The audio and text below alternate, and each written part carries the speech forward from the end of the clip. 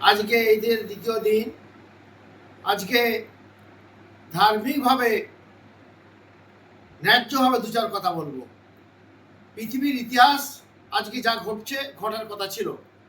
তবে মনে রাখবেন, আজকে পৃথিবীর সব থেকে বড় সূত্র হচ্ছে আল্লাহ নবীর সূত্র হচ্ছে ইহুদি।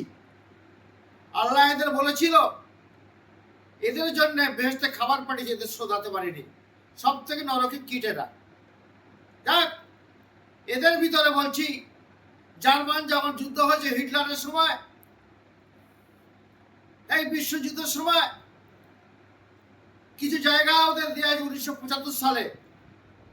ওরা আসে কিছু বস্তি চেয়ে নিয়ে, তারা আসে, কিন্তু আমি আমার দেশকে ভালোবাসবো, আমাদের ধর্ম শেখায়।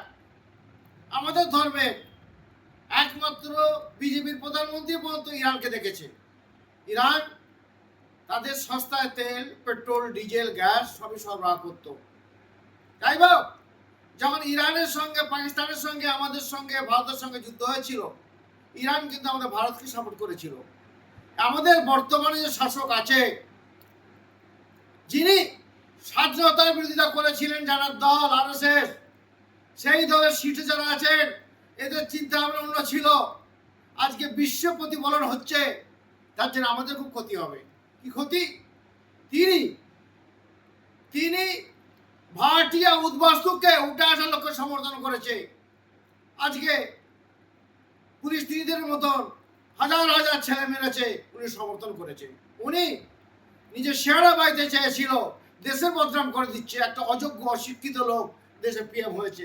কি আজকে আমাদের সুবিধার কাজ করেনি। উনি ভেবেছিলেন উনি ইসরায়েলকে নিয়ে উপরে প্রকাশও পেয়েছে, সকলের সঙ্গে যুদ্ধ করবো। ইসরায়েলের যা আছে সরঞ্জাম যুদ্ধের অনেক বেশি আছে, ওদের সাপোর্ট নিয়ে আমরা যুদ্ধগুলো করব। যার জন্য স্বার্থের জন্য, সে স্বার্থ, রঙের স্বার্থ, অন্যায় স্বার্থ, অবিচারের স্বার্থ করেছে।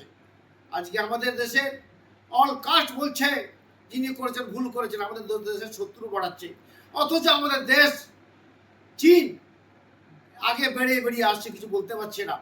যাই হোক, আপনাদের বলছি, আজকে আমার মনে হয় ইরাকিনা যুদ্ধের নিয়ে কথা বলি, সর্বপ্রথমে মুসলিম কান্ট্রিগুলো দেশের ক্ষতি না করে ওদের শীর্ষের মাথায় যেন একটা করে ফেলে।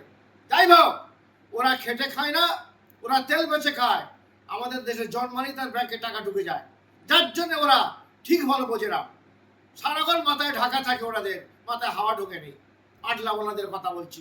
আজকে আমরা আমাদের দেশ ভালোভাবে চলুক এই স্বার্থে বলছি। বিরাট ক্ষতি করেছে আজকে ইসরায়েলকে ভালোবেসে, যার জন্য তার প্রতিফলন কিন্তু আমাদের দিতে হবে। আমরা কি বলেছে?